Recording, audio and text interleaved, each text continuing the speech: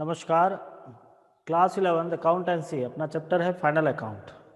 देखिए, हमने अपनी पिछली क्लास के अंदर फाइनल अकाउंट से रिलेटेड कुछ एंट्रियां समझे थे, जिनको हमने closing entry, transfer entry, opening entries, उन सब के बारे में आपको थोड़ा बहुत बताया था। आज हम इससे रिलेटेड कुछ ऐसी कैलकुलेशंस है जिनको हमको समझना होगा, जिनको हमको देखना होगा। सबसे पहला पॉइंट हम स्टार्ट करते हैं। उससे पहले मैं आपसे एक बात कहना चाहूँगा कि हमने जो आपको नोट्स भेजे हैं, हमने कल भी आपको एक नोट्स पीडीएफ भेजी है। आपको उस नोट्स को एक बार पूरा रीडिंग लगाना है, उनको समझना है, उनको तैयार करना है, क्योंकि उन्हीं के बेस पे हम ये चैप्टर आगे बढ़ाएंगे। जिसके अंदर आपका पहला पॉइंट हमने उसमें लिखा है, चैप्टर का आगे वाला पार्ट है cost of goods sold. Cost of goods sold, जिसको आप अभी हम समझेंगे कि कॉस्ट ऑफ गुड्स सोल्ड क्या होता है, वो थोड़ा सा देखना है। आज की हमारी कैलकुलेशन आएगी, पहली कैलकुलेशन है कॉस्ट ऑफ गुड्स सोल्ड। आज हम कोशिश करेंगे 2 या 3 कैलकुलेशन समझने के लिए, जिसमें कॉस्ट ऑफ गुड्स सोल्ड आएगा, opening stock, closing stock, gross profit, उसके अलावा ऑपरेटिंग प्रॉफिट, इन सबको समझने की कोशिश करेंगे। जिसके अंदर सबसे पहला पॉइंट आता है cost of goods sold. Hindi में कहेंगे बेचे गए माल की लागत। बेचे गए माल की लागत ज्ञात करनी है। सबसे पहले तो मैं इस वर्ड पे थोड़ा सा डिस्कस करता हूं आप लोगों के साथ में। देखिए, लागत क्या होती है, आप किसे कहते हो लागत? तो लागत का मतलब होता है कि हम जब भी कोई चीज बेचते हैं तो उसे खरीदना पड़ेगा। आप बेचोगे कब? जब आपके पास वो होगी, और होने के 2 चांसेस हैं, या तो आप उसे बनाओगे या खरीदोगे।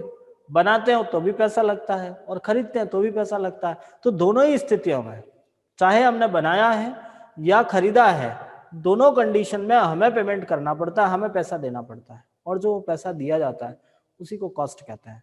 और हम यहाँ पर वो कॉस्ट निकालने की कोशिश करेंगे जितना माल हमने बेच दिया है। जो माल आपने बेच दिया है, उस बेचे गए माल, तो देखिएगा, हम उस अमाउंट की कैलकुलेशन करेंगे, हम उस वैल्यू की कैलकुलेशन करेंगे, या उस कॉस्ट की कैलकुलेशन करेंगे जितना माल आपने बेचा है। बेचे गए माल की लागत हमें इस टॉपिक के अंदर कैलकुलेट करनी है। ये कैसे कैलकुलेशन होता है, उसके लिए आपको फॉर्मूला समझना होगा। कॉस्ट ऑफ गुड्स सोल्ड के लिए हमारे पास कुछ फॉर्मूला है। हम पहला फॉर्मूला लिखते हैं कॉस्ट ऑफ गुड्स सोल्ड। इसका मतलब होता है cost of goods sold equals to opening stock plus net purchase plus direct expense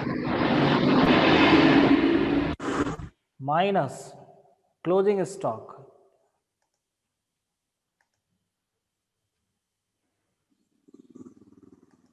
minus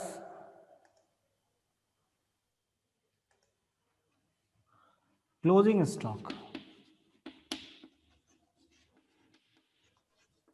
देखिए, आपका पहला फॉर्मूला, फर्स्ट फॉर्मूला आता है cost of goods sold equals to opening stock plus net purchase plus direct expenses minus closing stock. हम बात करते हैं opening and closing stock की। सबसे पहला स्टॉक। देखो, स्टॉक का मतलब होता है कि एक निश्चित तिथि को व्यापार में उपलब्ध माल की मात्रा स्टॉक कहलाती है। आपके बिजनेस में एक फिक्स डेट को कितना माल पड़ा है, वही आपका स्टॉक कहलाएगा। स्टॉक का मतलब क्या है, वो अपना म्यूट करके बैठेगा, आवाज बीच में चालू नहीं करनी है। एक निश्चित आपके बिजनेस में कितना माल पड़ा है, उसे आप कहते हो स्टॉक। और ये स्टॉक 2 प्रकार का है। पहला है ओपनिंग, दूसरा है क्लोजिंग। ओपनिंग का मीन्स ईयर के स्टार्टिंग में, पहली दिन जब ईयर स्टार्ट होता है, उस दिन जितना माल होगा वो ओपनिंग स्टॉक, और जिस दिन आपका ईयर एंड होता है उस दिन आपका क्लोजिंग स्टॉक होता है। तो हम बता रहे थे आपको स्टॉक के बारे में। Opening stock means stock available on the first date of year, that is opening stock, and stock available on last date of year, that is closing stock। 2 stock हैं। ओपनिंग का मीन्स जब आपका year start होता है उस समय आपके पास जितना माल था वो ओपनिंग स्टॉक, जब साल पूरा हो रहा है उस समय कितना माल है वो आपका क्लोजिंग स्टॉक। तो आपके पास दो स्टॉक हो गए। सबसे पहले आपको सवाल को पढ़ना है, उसमें से दोनों स्टॉक लेने हैं, ओपनिंग स्टॉक ऐड होगा, क्लोजिंग स्टॉक लेस होगा। उसके बाद बात आता है नेट परचेज। नेट परचेज, अब परचेज का मीन्स होता है माल खरीदना। साल भर में आपने कितना माल खरीदा है वो लिखना है, पूरे साल का टोटल परचेज आपका कितना है वो लिखना है। अब हमने परचेज के आगे एक वर्ड लगाया नेट। अब नेट परचेज और परचेज में क्या फर्क होता है? नेट परचेज किसे कहोगे? तो इसके लिए एक छोटा सा फॉर्मूला बनता है। फॉर्मूला होगा आपका परचेज माइनस परचेज रिटर्न।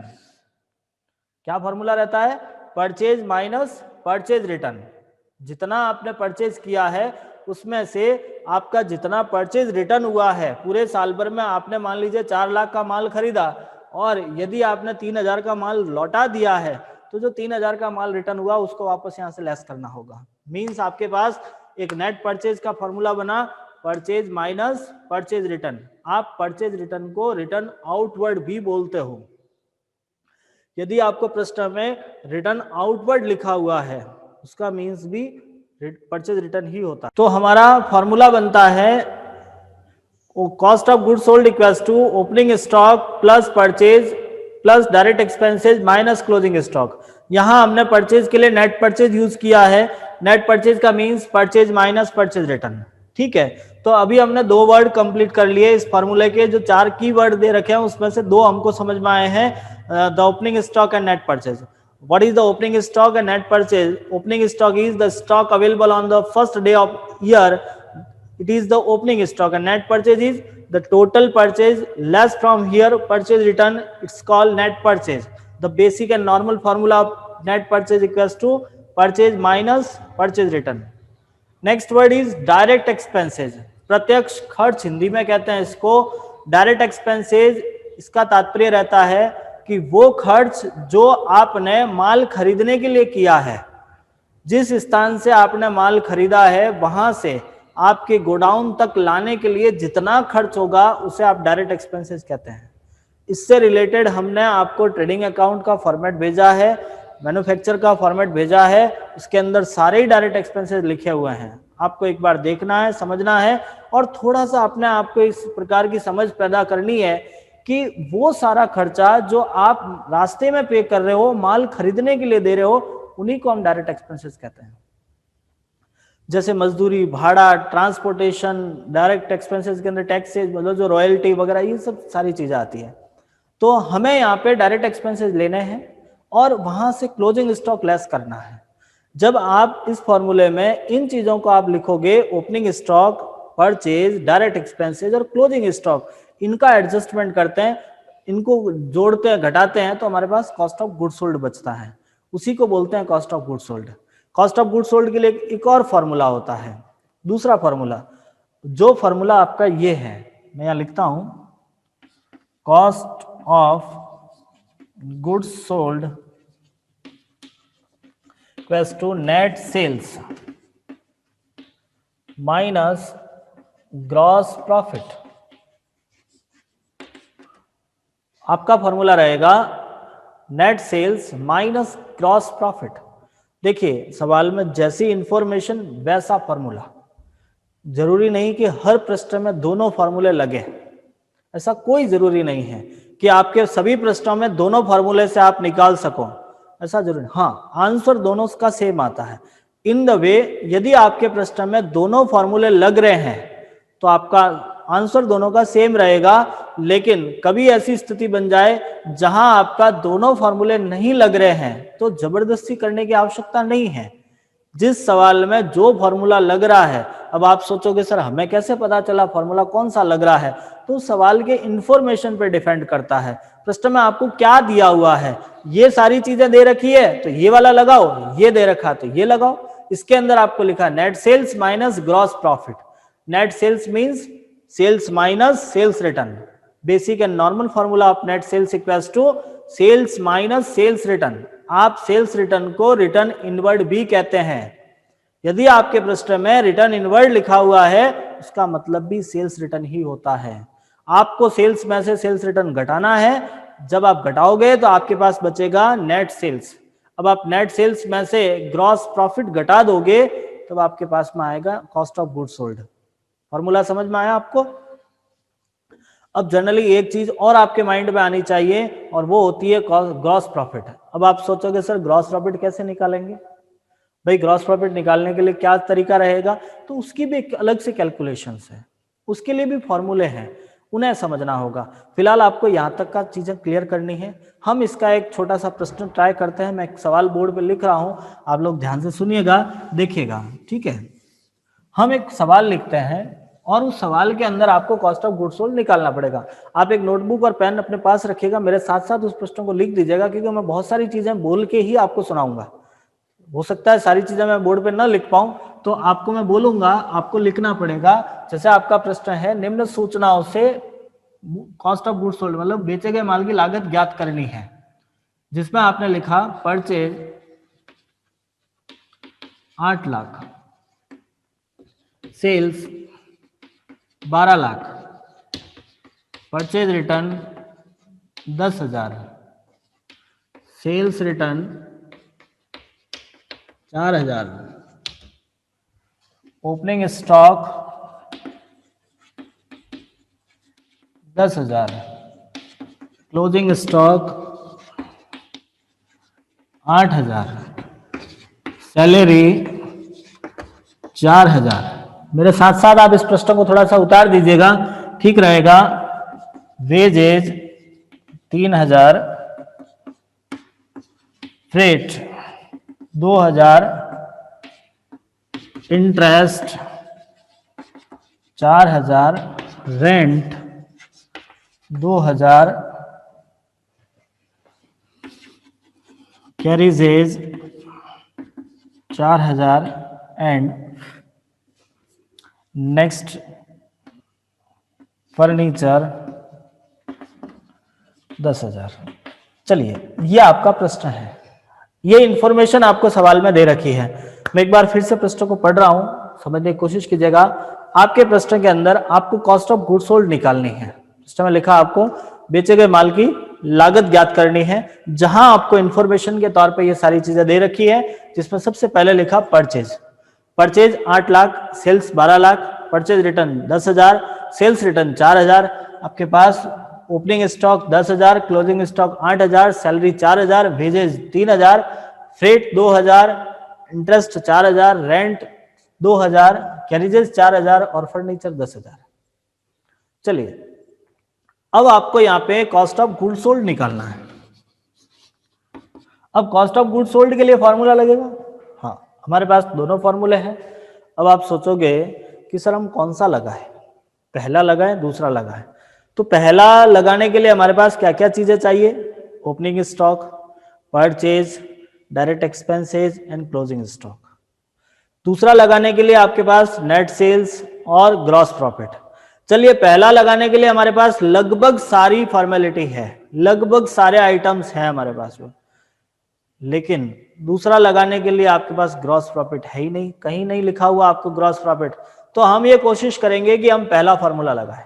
कोशिश क्या, हम तो यही लगा पाएंगे, दूसरा ऑप्शन ही नहीं है हमारे पास में, तो हमको पहला फॉर्मूला लगा के इसको कंप्लीट करना है। तो our first formula is cost of goods sold equals to, क्या फॉर्मूला रहता है? Opening stock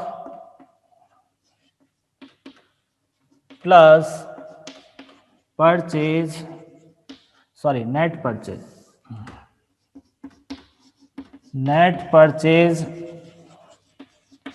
plus direct expenses minus closing stock. It is the formula of cost of goods sold. अब इन सारी चीजों को इस प्रश्न से ढूंढ के यहां लिख कर जोड़ बाकी तो करनी है। और करना क्या है इसके अंदर? सबसे पहले ओपनिंग स्टॉक ढूंढ लीजिए, आपके पास 10,000 लिखा हुआ है, प्लस नेट परचेज अब नेट परचेज आते ही जस्ट दिमाग के सारे सेंसर्स जाग जाने चाहिए और एकदम से दिमाग में आया सर नेट परचेज मींस आपने बताया था परचेज में से परचेज रिटर्न घटा देंगे तो नेट परचेज आ जाएगा, हमारे पास परचेज भी है और परचेज रिटर्न भी है, तो कितना आएगा नेट परचेज? चलिए बताइए, मैं आपका इंतजार करता हूं। अभी आपने 2 मिनट पहले समझा है, इस प्रश्न को देखिएगा और इस प्रश्न के अंदर आप मुझे देख के बताइए आपके पास नेट परचेज कितना होगा। Because our formula of net purchase equals to purchase minus purchase return and we have also purchase and purchase return both. Purchase भी है, परचेज रिटर्न भी है, सिर्फ आपको घटाना है। बड़ा 10वीं पास करके आए हैं तो घटाना बड़े अच्छे ढंग से आता होगा। वेरी नाइस, बहुत अच्छा लिखा आपने। 7,90,000, 7,90,000 कहां से आया? तो totally our purchase is 8 lakh and purchase return is 10,000. So our net purchase is 7,90,000. Next one is direct expenses. Direct expenses means जो खर्चा आप रास्ते में चुकाते हो, माल खरीदने के लिए चुकाते हो, उसे डायरेक्ट बोलते हैं। अब इतने सारे एक्सपेंसेस दे रखे हैं, क्या सारे ही डायरेक्ट हैं? हमारे दिमाग में एक बहुत बड़ा प्रश्न चला कि सर आपने इतना कुछ लिखा है, क्या सारे ही डायरेक्ट एक्सपेंसेस हैं? तो थोड़ा सा एनालिसिस करेंगे, देखेंगे उसको, यदि वो डायरेक्ट है तो ले लेंगे, नहीं है तो नहीं लेंगे, सीधी सी बात है। चलिए एक एक पे बात करते हैं। सैलरी, हिंदी में बोलते हैं वेतन, क्या डायरेक्ट है या नहीं है? मैं आप सिर्फ अपने हिसाब से हाँ या ना में आंसर दीजिए, मैं उसका क्लैरिफिकेशन करूंगा। आपको सिर्फ यस या नो में आंसर देना है, क्या सैलरी डायरेक्ट है या नहीं है। आप अपने हिसाब से दे दीजिएगा यस डायरेक्ट एक्सपेंसेस। हेतल जी कह रहे हैं यस डायरेक्ट है। और कोई आंसर दीजिए फटाफट, उसके बाद मैं इसका क्लैरिफिकेशन करता हूं, फिर आप मुझे इसका आंसर दीजिएगा कि डायरेक्ट है या नहीं है। वेट कर रहा हूं बेटा, जल्दी आंसर दीजिए। खुशबू जी, कुसुम जी, भले अच्छे अच्छे लोग बैठे हैं हमारे सामने। चलिए, पहली बात तो डायरेक्ट होता क्या है? डायरेक्ट का मीन्स होता है कि जो खर्चा आपने रास्ते में चुकाया हो। अब हम पहले सैलरी का मीन्स जानते हैं। सैलरी का मतलब होता है एक निश्चित राशि भुगतान की जाती है किसी व्यक्ति को उसकी सेवाओं के बदले में। जब कोई व्यक्ति आपको सर्विस प्रोवाइड कर रहा है, उसके बदले में एक फिक्स अमाउंट दिया जाता है, एक फिक्स समयावधि के लिए दिया जाता है। तो सैलरी रास्ते में पे नहीं करते हैं, हम उस व्यक्ति को देते हैं जो हमने उसने हमारे साथ काम किया। मतलब जो वर्कर आपके यहाँ पे माल बेचने के लिए आपने जनरली जिसको लगाया है, उसको सैलरी देते हैं। तो सैलरी हमेशा इनडायरेक्ट एक्सपेंसेस होता है, कभी डायरेक्ट नहीं होता है, याद रखिएगा। वेजेज, वेजेज आपका डायरेक्ट है, मजदूरी है, माल खरीदने के लिए पे करना होता है, इसलिए हम इसको डायरेक्ट एक्सपेंसेस कहते हैं। उसका अमाउंट यहाँ पे हम जोड़ लेते हैं 3,000। फ्रेट का मतलब होता है भाड़ा, रेल भाड़ा। आपने रेल का भाड़ा दिया है, जनरली माल खरीदने के लिए देते हैं, हम माल बेचने के लिए भाड़ा नहीं देते हैं। भाई जब हमने माल बेच दिया है, सामने वाले की जिम्मेदारी है, वो लेके जाएगा, हम थोड़ी ना भेजने जाते हैं। और यदि हम भेजने गए भी तो भी उससे किराया लेके आएंगे, क्योंकि वो उसकी जिम्मेदारी है, माल लेके जाना उसकी रेस्पॉन्सिबिलिटी अपनी नहीं है। तो हम ये कहते हैं railway freight is a direct expenses for our business because this amount will be paid by him. अपने से पेमेंट करना है, अपने को पेमेंट करना है, हम इसको देंगे, इसका पूरा का पूरा इफेक्ट हमारे ऊपर पड़ता है, इसलिए हमारे लिए इस प्रकार से खर्चा है, डायरेक्ट एक्सपेंसेस है। अमाउंट है आपके पास 2,000। फिर आपका इंटरेस्ट, ब्याज, ब्याज तो लोन वोन लिया होगा। चलिए, तो इंटरेस्ट हमारे लिए डायरेक्ट नहीं होता, रेंट हमारे लिए डायरेक्ट नहीं होता, क्योंकि रेंट भी किराया दुकान का पे होता है, हमारे लिए डायरेक्ट नहीं है। कैरिजेज डायरेक्ट है, जो भाड़ा है वो रास्ते में चुकाया जाता है, रास्ते मतलब खरीदने के लिए पे किया जाता है, डायरेक्ट एक्सपेंसेस होता है। इसके अलावा फर्नीचर तो खर्चा है ही नहीं, वो तो एसेस्ट होती है, उसको तो लेना ही नहीं होता है यहाँ से। फिर हम यहाँ से क्लोजिंग स्टॉक लेस करते हैं, हमारा क्लोजिंग स्टॉक दिया हुआ है 8,000 रुपए। अब आप इसकी कैलकुलेशन करोगे, 10,000, 7,90,000, टोटल हो गया आपका 8 लाख। 8 लाख 3,000, 8 लाख 5,000, 8 लाख 9,000। भाई 8,09,000, जिसमें से 8,000 गए तो पीछे बचा आपका 8,01,000। 8,01,000 रुपए, यह आपका कॉस्ट ऑफ गुड सोल्ड आया। तो इस तरह से आपको कॉस्ट ऑफ गुड सोल्ड निकालनी है। नेक्स्ट इससे रिलेटेड मैं आपको प्रश्न भेज दूंगा अभी, उसके अलावा हमने जो कल आपको नोट्स भेजे हैं उनको आपको ट्राई करना है। एक बार कॉपी में ये सारी चीजें हमने भेजी है, एक बार आप उनको कॉपी में लिख दीजिएगा, समझने की कोशिश कीजिएगा। नहीं समझ में आया तो आप मुझे पूछ लीजिएगा।